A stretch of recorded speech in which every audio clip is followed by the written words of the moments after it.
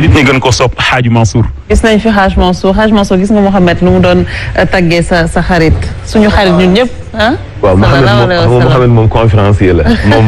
moom du ñi nga xam ne ay arabisants lañ comme sama genre moom conférencier moom gàmmukat la mais vraiment am na solo parce que comme ni ko Modou defee maa ngi koy fàttali bi ñu dajee màkk ci pèlerinage bi dafa dem ba mun naa rek dem ba ci avant mun naa sax ci xabu yonente bi sallallahu alayhi wa sallam nga xam ni foofu naar yi dañu xaw a doy waar loo def ñu ne bidaa mais ñun toujours dañ leen di wan ni ki fi tëdd moomoo leen ko ñun moomuñu ko ñëpp ñoo ko bokk kenn ku nekk ni nga koy sentir ni nga koy màccee noonu nga koy taxamti ko donc mënuñoo teye nga yëkkati fa say kàddu mënuñoo teye nga laal mënuñoo teye nga photo police yi dañuy taxaw toujours mais duñu mën a contrôler nit ñi te musta am lu dépassé maanaam nit di gaañu ak yooyu parce que ku ne da nga fay jomba def loo xam ni dina nekk tax loo xam ne yonente bi parce que foofu yonente bi nee na képp ku fa teg sa tànk dugg nga aljanna ma bayna min bari wa xabri rawdun min riyaadil janna donc yow boo fa duggee da nga xam ne fi nga taxaw nii ci espace aljanna yi la bokk Modou xam na ko boo fa defee lu mat 5 minutes boo concentré wu da ngay nelaw boo fa defee 5 minutes te nelaw parce que concentré wu da ngay xam ne foofu yomut ak fenn donc lu am solo la yonente bi kenn du moom ñu ngi doon woy bu am solo boo xamante ni bii li ci tënk ci wàllu histoire dafa doy waar muy bi ni Modou commencé kayfa taraxa ruqyaka al anbiyaau ya sama ma tawalatha sama boo seetee sax bi ñu koy jàngat njabootu Mouhamed gi irshadat rabbaniya li téere bi tudd léegi doonu tudd sax ni ko Busiri binde woon parce que dañ koy jëlaat defaat ko beneen sax bu gën a yaatu boo xam ni xale bu tuuti mën na koo jàng mais da ngay xam dëgg signification xaside boobu parce que nga xam ni Busiri dafa wax yonente bi que mu ngi mel ni nga mel ci nit ñi day mel ni ñu jël étoile sànni ko ci biir géej ni muy melaxe noonu la ñuy gis sa jëf ak say action ci biir nit ñi donc moo yonent bi sallallahu alayhi wasallam kenn du moom ci ay kéemaan yu bëri yoo xam ne wane na ko ci bayti Muhammad wa sànq fa mablaghul ilmi fihi annahu basharun kéemaan yu doy waar moo ci am ci feebar bi danoon imam Busiri fekk na laata muy ëgsi ci feebar xam nga yonent bi dafa kéemaane bu lay wan boppam dafay am fu muy jaar ak yow imam Busiri dafa nekkoon benn ndongo buy jàng sëriñam di tukki bëgg a denc xaalisam ci àll bi mais comme ci ndongo boobu la ëppoon confiance ni ko dañuy dem ba ci àll ba ma denc li may denc ba ñibbisiwaat waaye nag yow dong yaay benn ndongo bi gis fi may denc gas ba mu xóot dugal ci denc bi waxande bi daal di koy suul bi mu ko suulee dem tukki nekk te am na benn sàmm bu nekkoon ci kaw di leen gis naka ñu suul ba dem sàmm bi ñëw sulli waxande bi yóbbaale ko bi sëñ bi ñëwee àndaat ak ki mu àndoon muy Busiri ñu dem sulli ji fi ñu dencoon waxande bi fekk ñu ko fa mun ko am may sab sàcc kon def ma ne ñuy defub sàcc da ngay dagg loxo bi ñu dagg loxo boobu ñi ngi ko kat takkalaatal bi ko yonente bi di eggal baytu boobu mu jël addunaam yëpp wiire ko ci tàgg yonente bi sallallahu alayhi wa sallam ci la egg ba ni fa mablaghul ilmi fihi annahu basharun xam-xam lu mu sori lu gëstu xóot xam-xam mënta weesu ci ni daal Muhammad ak lu mën di am nit la quel que soit nit la fa mablaghul ilmi fihi annahu basharun nañ ko tagg nañ ko bàkk nañ ko wëri nañ ko def lii mais daal nit la parce que bu ñu dépassé li ñuy yëg ci moom lañ koy jàppe yàlla te mënta nekk yàlla fa mablaghul ilmi fihi annahu basharun yonent bu tëdd bu guddi nag yonent bi feeñu ko ak loxo bi ñu daggoon ci moom di ko monté waatal ni ko wa annahu xayru xalqillahi kullihim naam mbindeef la te nit la waaye ñi yàlla bind ñëpp moo ci gën àndaat ak loxo ba mel na mu meloon donc ay kéemaan yu bëri moo am ci histoire sallallahu alayhi wa sallam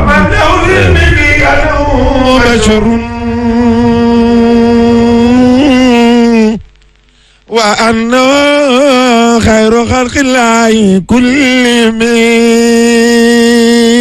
yot neen ay kéemaan la te kéemaan yooyu yëpp incha allah dinañ ci ànd tous les soirs ak kii di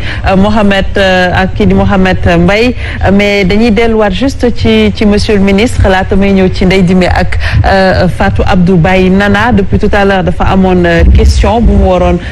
laaj lii di monsieur le ministre ñoo ngi lay déglu Nana. voilà man lu ma ko bëggoon laaj monsieur le ministre dañ fee dalaloon kii di Moustapha Diakhaté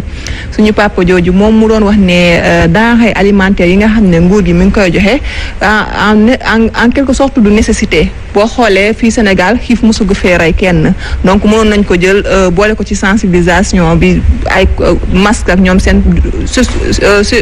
masque ak ni mu cher ni je veux dire masque cher na trop ñu ngi jar ay 2000 3000 des fois nii sax am na ñoo xam ne ni pour ñu jënd ko sax problème lay nekk donc moom mu ne denrées yi mënoon na dugg feneen beneen bi aussi mu ne denrées yi amaana ñu ngi koy jox ñoo xam ne sax soxlawuñ ko xaalis bi lañ gënoon a soxla mënoon nañ ko jël awale ko ci réseau transfert d'argent yi joxe ko donc man ñaari point yooyu laa bëggoon nga wax ñu ci tuuti sa xalaat mooy maanaam denrées yi c'est pas nécessaire xaalis bi la ñu gën a soxla parce que tey baykatu ceeb boo ko joxaatee ceeb danga koy sonal beneen bi aussi mooy li nga xam ne ni mooy xiif musugul rey kenn Sénégal te lu muy dëgg aussi. waaw xam nga maa ngi nuyu Moustapha d'ailleurs en passant parce que suma xarit la. mais li mu bëggu doon def mooy commenter parce que xam nga idée opinion la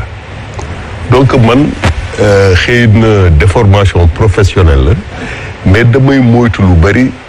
di commenter ay opinion parce que une opinion c'est une opinion dafa wuute ak xam-xam opinion xalaat la li nga xalaat yow mais dafa wuute ak xam-xam xëy na nag am na ñi nga xam ne soxluwuñu ay denrées soxluwuñu ay denrées xëy na ñun ñi fi nekk am na ñenn ci ñun soxluwuñu ceeb wala dëwlin ainsi de suite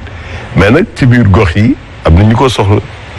xam nga loolu aussi opinion la suma opinion laa joxe mais je sais qu'il y a des gens dañu soxla ceeb soxla dëwlin soxla tamaate soxla. ainsi de suite buñ ko joxoon xaalis est-ce que gënul woon buñ ko defoon xaalis. jox ko nit ñi oui mais ça dépend xam nga am na ay gox yi nga xam ne boo amee xaalis sax pour jënd mooy jafe c'est ça le problème. Très bien. donc yëpp ay xalaat la quoi ay idée la ay opinion la. D'accord. mais je ne conteste pas mais bon ku nekk mun nga ci am sa xalaat quoi. c'est très clair donc Fat Abdou. monsieur le ministre ki nga xam ne moom moo faatu ca Touba li ñu joxe ci xibaar moom mooy aspirateur moom moo amul ci centre bi nga xam ne moom la ñu dafa teg muy centre Daaru Marnaan. respirateur excusez-moi respirateur moom moo fa amul bi ñu koy indi ci Ndakaaru ci la daal di faatu loolu également ban xalaat nga ci am bu ñu gisee ne yenn ci ay structures yoo xam ne dañu ko teg ngir Covid 19 amul yenn jumtuwaay gis nañu ñi nga xamante ne ñoo nekk docteur muy Mballo Dia Thiam ak ñi mu àndal ne matériel bi nga xamante ne moom mooy matériel de protection ñoom amuñu ko loolu ban xalaat nga ci am. non xalaat bi ma ci am mooy d'abord jaale sunu mbokk li nga xam ne c'est la famille de la personne disparue wax ne effectivement dès le début président waxoon na que le personnel médical doit être protégé parce que sinon am na yu bari yi nga xam ne en Occident personnel médical bi dañu y a eu beaucoup de contamination y a eu beaucoup de cas fii également jël nañu ay dispositions pour la protection des personnels de santé parce que boo seetee début crise bi ba léegi vraiment on doit les féliciter on doit les encourager et puis on doit être moralement avec eux alors maintenant centre yi ñuy def xam nga boobu centre bu bees la parce que maladie bu bees la n'est-ce pas mais je sais que état bi li leen gën a soxal tey mooy équiper avoir des centres un peu partout mais également di leen équiper pour pouvoir faire face à des cas assez sérieux bon ba léegi heureusement on n'a pas encore trop de cas très sérieux qui nécessitent la réanimation mais il faut prévoir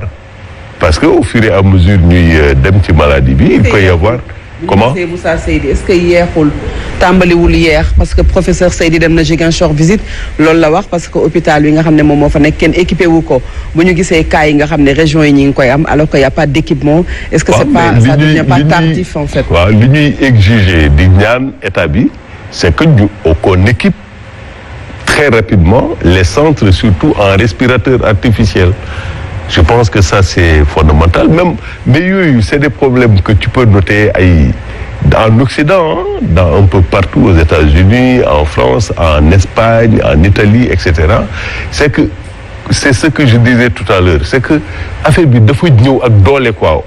il y a beaucoup de choses sur lesquelles yi nga xam ne mbas mi daf ñu bett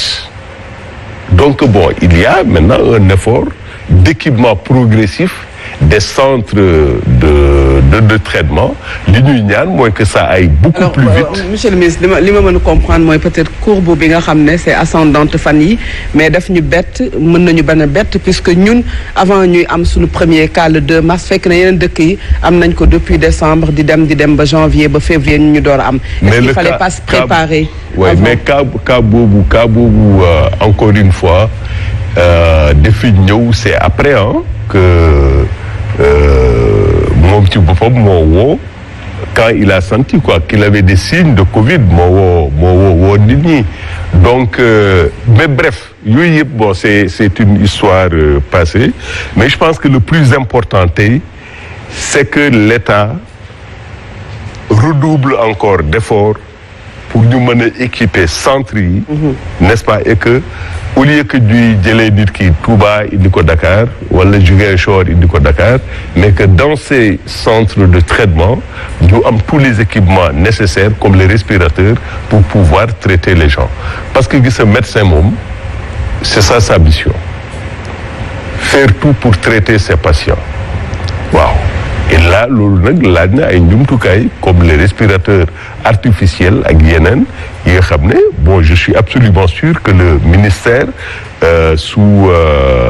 instructions du président de la République ils sont en train de travailler sur ça pour justement l'équipement de tous ces centres-là.